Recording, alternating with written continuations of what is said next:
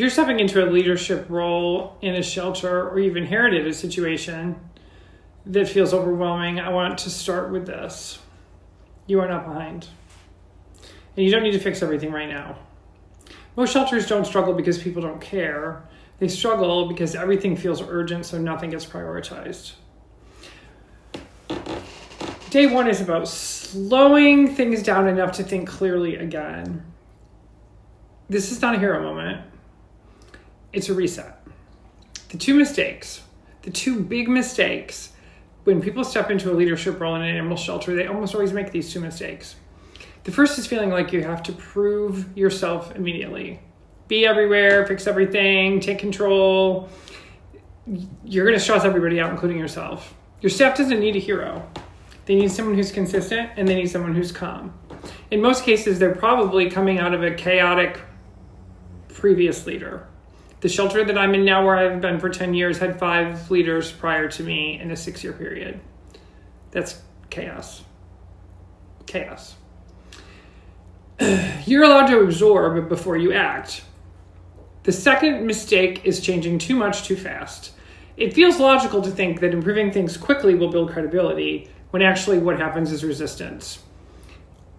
Even really great ideas don't stick if they don't trust you. Trust doesn't come from having all the right answers. It comes from being someone people can count on, even when things are messy. And if you're in an animal shelter, it's freaking messy. It's messy every damn day. What day one is about isn't about control. It's about your own clarity. The biggest flex in your first 90 days is not going to be about fixing everything. It's going to be about showing people that you're paying attention and you respect what already exists. This is where you stop. You don't react, you observe. You need to build trust early. And here's what actually builds it.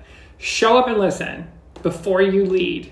Shadow your departments, ask questions, watch how things work in the different departments. Really work. Not how you think they should work, not how they probably should work, but how they're working. Second, say what you're seeing. You don't need solutions yet. Naming patterns shows you're paying attention. Third, do what you say you're going to do, especially the small things. Follow-ups on an issue that frustrates the staff. If they have told you this printer doesn't work, fix it. Even if that means throwing it in the trash and getting them a new one. Do what you say you're going to do. Reliability matters more than big promises early on. Give credit often. If people are doing things well, tell them. You don't need everything figured out to acknowledge effort. Chances are if they're there, they're putting in an effort. And if they're not putting in an effort, you're going to recognize that quickly. There are a few areas I strongly recommend not changing in the first few weeks. Policies. Big one. Even if they're outdated, even if they don't work, or maybe there aren't any, watch how they play out first before you make changes. Scheduling and staffing decisions, unless it's an emergency and you've got to change something. Learn people's rhythms before shifting roles or responsibilities. Volunteer programs. Volunteers are often the emotional backbone of shelters, and you need to have trust there before change. Egos are fragile. Observation before action prevents damage that you can't easily undo. I call this first phase, look, listen, and don't touch.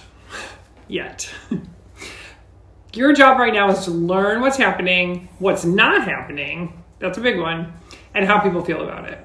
Calm and consistency here will determine how much trust you have when it's time to actually start making those changes that you know you're going to have to make. You're not supposed to get everything right immediately. You're supposed to be steady. Be someone they can count on. Be someone they can talk to.